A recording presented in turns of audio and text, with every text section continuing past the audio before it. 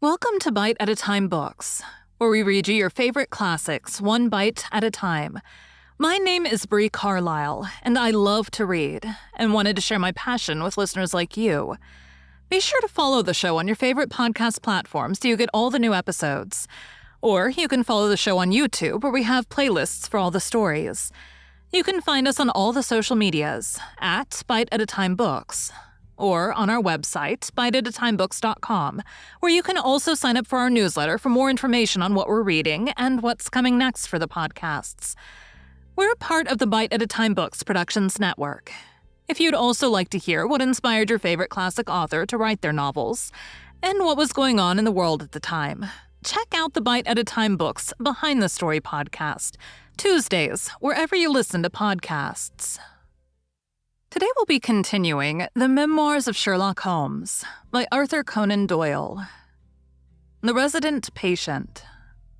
Bite 1. In glancing over the somewhat incoherent series of memoirs with which I have endeavored to illustrate a few of the mental peculiarities of my friend Mr. Sherlock Holmes, I've been struck by the difficulty which I've experienced in picking out examples which shall in every way answer my purpose. For in those cases in which Holmes has performed some tour de force of analytical reasoning and has demonstrated the value of his peculiar methods of investigation, the facts themselves have often been so slight or so commonplace that I could not feel justified in laying them before the public. On the other hand, it has frequently happened that he has been concerned in some research where the facts have been of the most remarkable and dramatic character, but where the share which he has himself taken in determining their causes has been less pronounced than I, as his biographer, could wish. The small matter which I've chronicled under the heading of A Study in Scarlet, and that other later one connected with the loss of the Gloria Scott, may serve as examples of this Scylla and Charybdis, which are forever threatening the historian. It may be that in the business of which I am now about to write, the part which my friend played is not sufficiently accentuated. And yet, the whole train of circumstances is so remarkable that I cannot bring myself to omit it entirely from the series. I cannot be sure of the exact date, for some of my memoranda upon the matter have been mislaid, but it must have been towards the end of the first year during which Holmes and I shared chambers in Baker Street. It was boisterous October weather, and we had both remained indoors all day. I, because I feared with my shaken health to face the keen autumn wind, while he was deep in some of those abstruse chemical investigations which absorbed him utterly as long as he was engaged upon them. Towards evening, however, the breaking of a test tube brought his research to a premature ending, and he sprang up from his chair with an exclamation of impatience and a clouded brow. "A day's work ruined, Watson," said he, striding across to the window. "Ha! The stars are out and the wind has fallen. What do you say to a ramble through London?" I was weary of our little sitting room, and gladly acquiesced. For 3 hours we strolled about together, watching the ever-changing kaleidoscope of life as it ebbs and flows through Fleet Street and the Strand. Holmes had shaken off his temporary ill humor, and his characteristic talk, with its keen observance of detail and subtle power of inference, held me amused and enthralled. It was 10 o'clock before we reached Baker Street again. A brougham was waiting at our door. A doctor's general practitioner, I perceive," said Holmes. "Not been long in practice, but has had a good deal to do. Come to consult us, I fancy. Lucky we came back." I was sufficiently conversant with Holmes's methods to be able to follow his reasoning, and to see that the nature and state of the various medical instruments in the wicker basket which hung in the lamplight inside the brougham had given him the data for his swift deduction. The light in our window above showed that this late visit was indeed intended for us. With some curiosity as to what could have sent a brother medico to us at such an hour, I followed Holmes into our sanctum. A pale, taper-faced man with sandy whiskers rose up from a chair by the fire as we entered. His age may not have been more than 3 or 4 and 30, but his haggard expression and unhealthy hue told of a life which had sapped his strength and robbed him of his youth. His manner was nervous and shy, like that of a sensitive gentleman, and the thin white hand which he laid on the mantelpiece as he rose was that of an artist rather than of a surgeon. His dress was quiet and somber. A black frock coat, dark trousers, and a touch of color about his necktie. "Good evening, Doctor," said Holmes cheerily.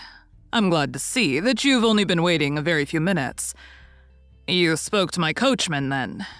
"No, it was the candle on the side table that told me. Pray, resume your seat and let me know how I can serve you." "My name is Dr. Percy Trevelyan," said our visitor, "and I live at 403 Brook Street." "Are you not the author of a monograph upon obscure nervous lesions?" I asked. His pale cheeks flushed with pleasure at hearing that his work was known to me. "I so seldom hear of the work that I thought it was quite dead," said he. "My publishers gave me a most discouraging account of its sale. You are yourself, I presume, a medical man?" "A retired army surgeon." "My own hobby has always been nervous disease. I should wish to make it an absolute specialty, but of course a man must take what he can get at first. This, however, is beside the question, Mr. Sherlock Holmes, and I quite appreciate how valuable your time is. The fact is that a very singular train of events has occurred recently at my house in Brook Street, and tonight they came to such a head that I felt it was quite impossible for me to wait another hour before asking for your advice and assistance." Sherlock Holmes sat down and lit his pipe. "You are very welcome to both," said he. "Pray, let me have a detailed account of what the circumstances are which have disturbed you." "One or two of them are so trivial," said Dr. Trevelyan, "that really I'm almost ashamed to mention them. But the matter is so inexplicable, and the recent turn which it has taken is so elaborate, that I shall lay it all before you, and you shall judge what is essential and what is not. I'm compelled to begin with, to say something of my own college career. I'm a London University man, you know, and I'm sure that you will not think that I am unduly singing my own praises if I say that my student career was considered by my professors to be a very promising one. After I had graduated, I continued to devote myself to research, occupying a minor position in King's College Hospital, and I was fortunate enough to excite considerable interest by my research into the pathology of catalepsy, and finally to win the Bruce Pinkerton Prize and medal by the monograph on nervous lesions to which your friend has just alluded. I should not go too far if I were to say that there was a general impression at that time that a distinguished career lay before me. But the one great stumbling block lay in want of my capital. As you will readily understand, a specialist who aims high is compelled to start in one of a dozen streets in the Cavendish Square quarter, all of which entail enormous rents and furnishing expenses. Besides this preliminary outlay, he must be prepared to keep himself for some years and to hire a presentable carriage and horse. To do this was quite beyond my power, and I could only hope that by economy I might in 10 years' time save enough to enable me to put up my plate. Suddenly, however, an unexpected incident opened up quite a new prospect to me. This was a visit from a gentleman of the name of Blessington, who was a complete stranger to me. He came up to my room one morning and plunged into business in an instant. "You are the same Percy Trevelyan who has had so distinguished a career and won a great prize lately," said he. I bowed. "Answer me frankly," he continued, "for you will find it to your interest to do so. You have all the cleverness which makes a successful man. Have you the tact?" I could not help smiling at the abruptness of the question. "I trust that I have my share," I said. "Any bad habits? Not drawn towards drink, eh?" "Really, sir," I cried. "Quite right, that's all right, but I was bound to ask. With all these qualities, why are you not in practice?" I shrugged my shoulders. "Come, come," said he in his bustling way. "It's the old story, more in your brains than in your pocket, eh? What would you say if I were to start you in Brook Street?" I stared at him in astonishment. "Oh, it's for my sake, not for yours," he cried. "I'll be perfectly frank with you, and if it suits you, it will suit me very well. I have a few thousands to invest, do you see, and I think I'll sink them in you." "But why?" I gasped. "Well, it's just like any other speculation, and safer than most." "What am I to do, then?" "I'll tell you. I'll take the house, furnish it, pay the maids, and run the whole place. All you have to do is just wear out your chair in the consulting room. I'll let you have pocket money and everything. Then you hand over to me 3/4 of what you earn, and you keep the other quarter for yourself." This was the strange proposal, Mr. Holmes, with which the man Blessington approached me. I won't weary you with the account of how we bargained and negotiated.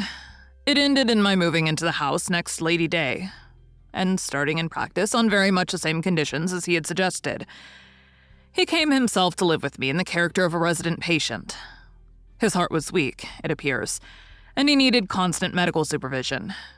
He turned the 2 best rooms of the first floor into a sitting room and bedroom for himself.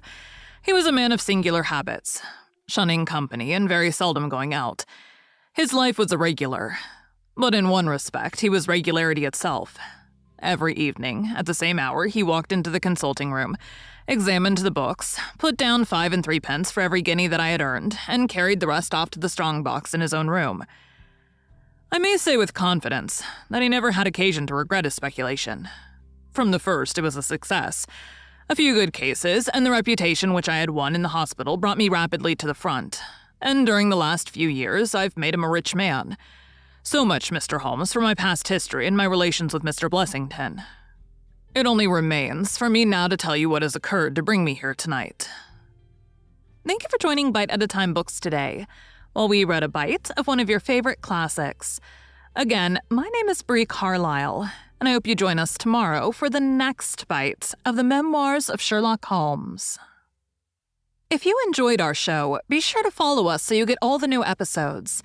We would also love for you to drop us a rating on your favorite podcast platform. You can catch us on all the social medias at Bite at a Time Books, or check out our website, biteatatimebooks.com, where you can sign up for our newsletter. Our show is part of the Bite at a Time Books Productions Network. If you would also like to hear about the authors who write the books we read on the show, check out the Bite at a Time Books Behind the Story podcast, wherever you listen to podcasts, or on biteatatimebooksbehindthestory.com.